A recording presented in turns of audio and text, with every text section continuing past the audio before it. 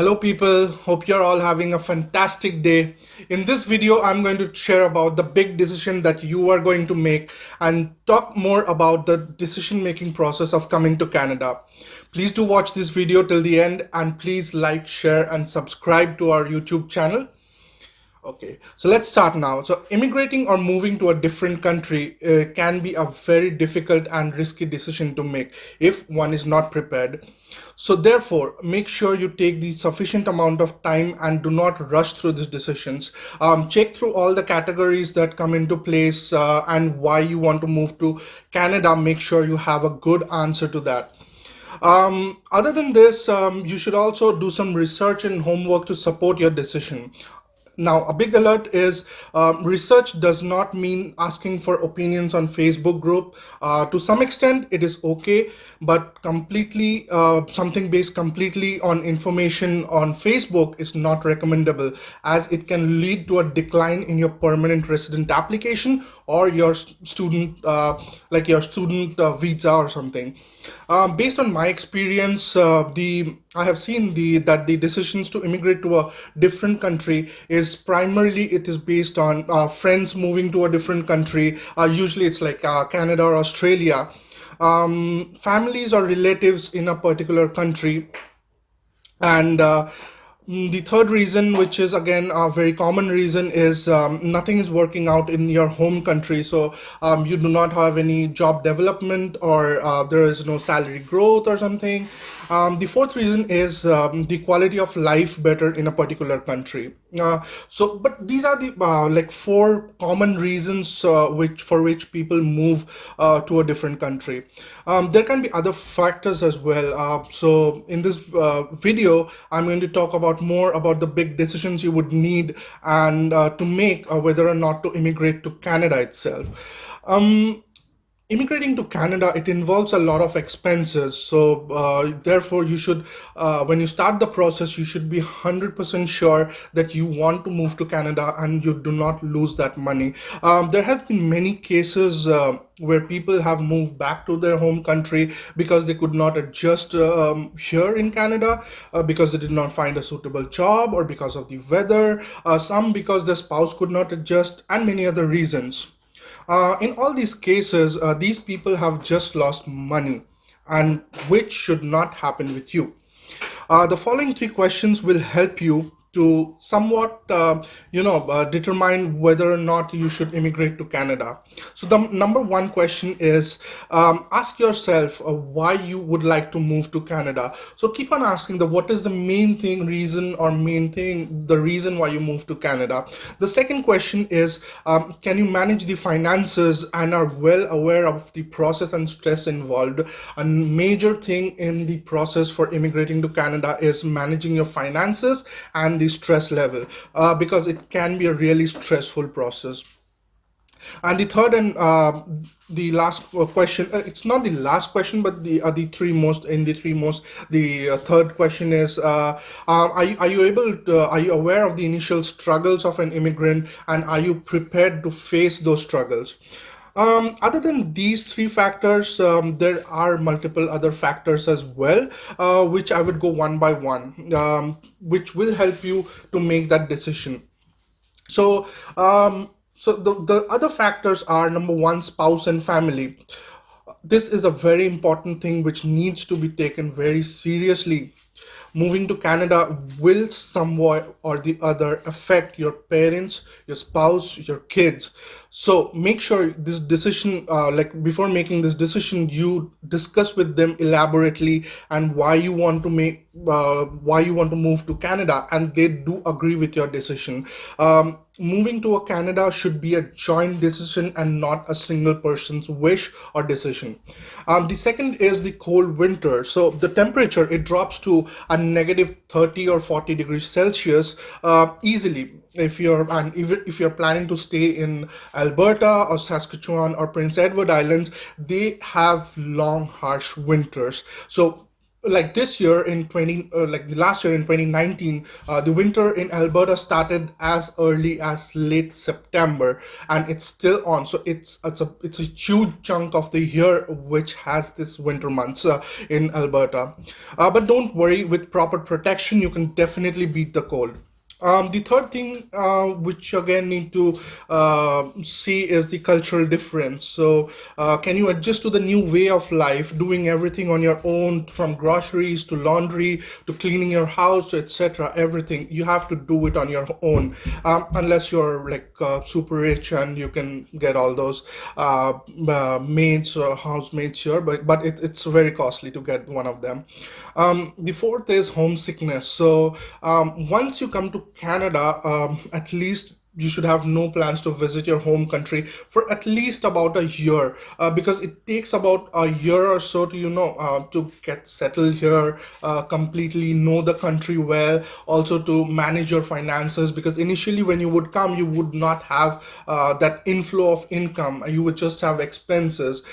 So I would say a year or so, so you should be prepared for to face that homesickness. Also, there would be major this would be like going back to your home country would be one of the major expenses in the coming years. So like people from South Asia, they can roughly set aside about $4,000 to $5,000 for two people going back to their visiting back to their home countries. The fifth one is job. So, are you ready to start afresh at a completely lower, at a comparatively lower pay than if you compare your salary back to your home country, and also at a lower position? Because you don't have that Canadian experience yet, there are chances that you might have to start at a lower pay and also at a lower position. You also might have to do part-time work at maybe a coffee shop or maybe a fast food joint. So you should be ready to do all those things. Now, these things, I'm not trying to scare you. I'm just trying to make sure that you take the informed decision and the right decision after doing a complete research on whether or not to move to Canada. Now, so out of the top four reasons which helps you to decide whether or not to move to Canada, three reasons are understandable. However, the fourth reason, quality of life in Canada, is a bit difficult to understand sitting back in your home country.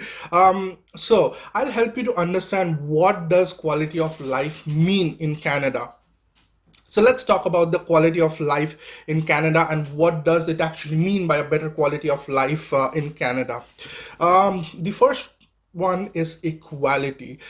Canada is one of the few countries which believes and even practices equality. You will not be judged based on your religion, your color, your caste, sex, background, anything. The second option is obviously the quality of air. Now this is a very major thing for people who suffer a lot of problems like breathing problems or maybe lungs problem, because they stay in polluted cities. So cities like Delhi or Mumbai or Lahore, they are very polluted. So definitely within the few weeks of moving into Canada, you will feel the difference of breathing in the good quality of air. Especially for the people coming into from the polluted cities would notice that their senses have gone up, the breathing senses have gone up. They can smell better, like food and everything, they would smell better. That thing you cannot experience till you're actually here. They would no longer have that morning cough they usually used to have regularly back in their home country. The third point is for quality of life, I would say public transportation system.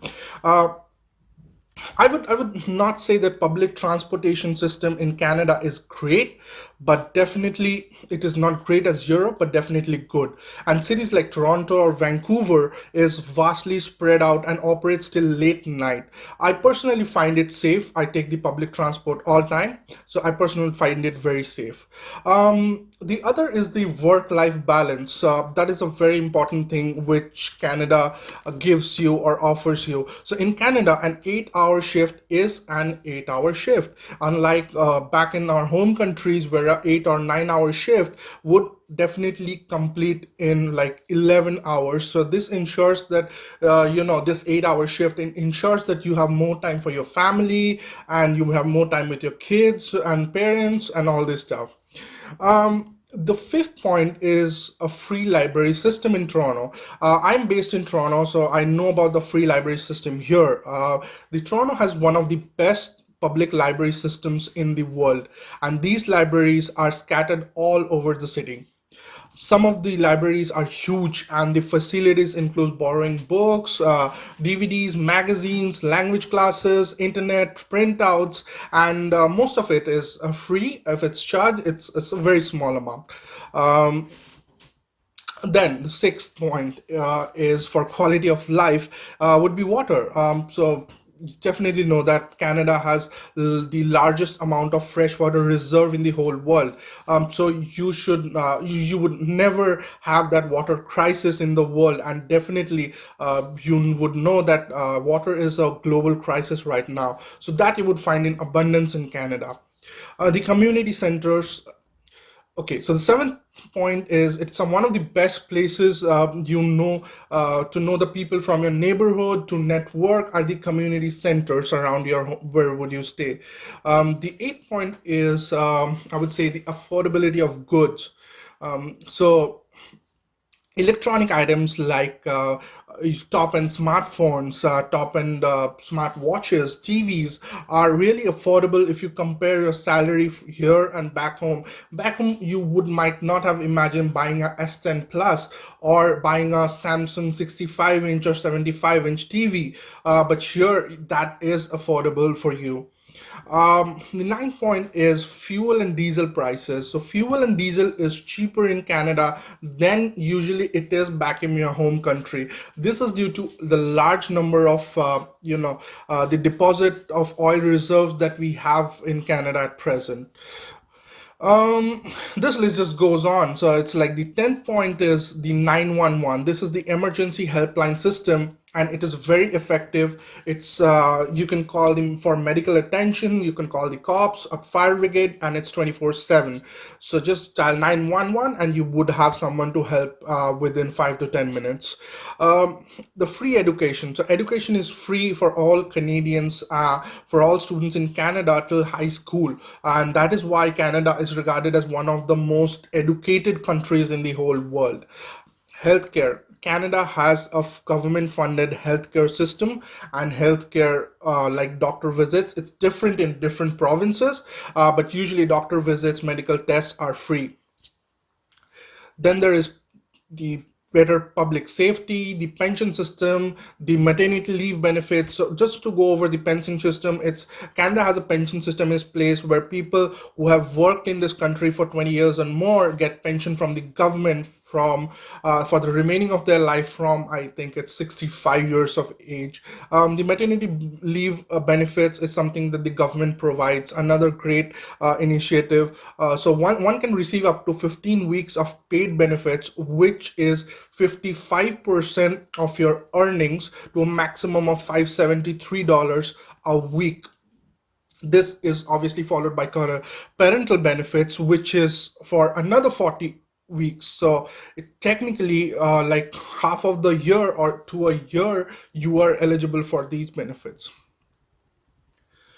So now that we have enough resources to decide that you would like to move to Canada, because I have answered what does quality of life mean in Canada. So now it's up to you to do it on your to have the next big question is whether you would like to do it on your own, or whether it would be something which you would require an immigrant consultant. Well, it depends on multiple factors. So if you want to do it your own or should hire a consultant, I would like to say it would be a do it your own process if number one, you have good knowledge of the express entry process. Number two, you're ready to take all the hassles of the process. Number three, you know your NOC code correctly. I cannot stress on this point of incorrect NOCs leading to multiple rejections. So you should know your NOC correctly.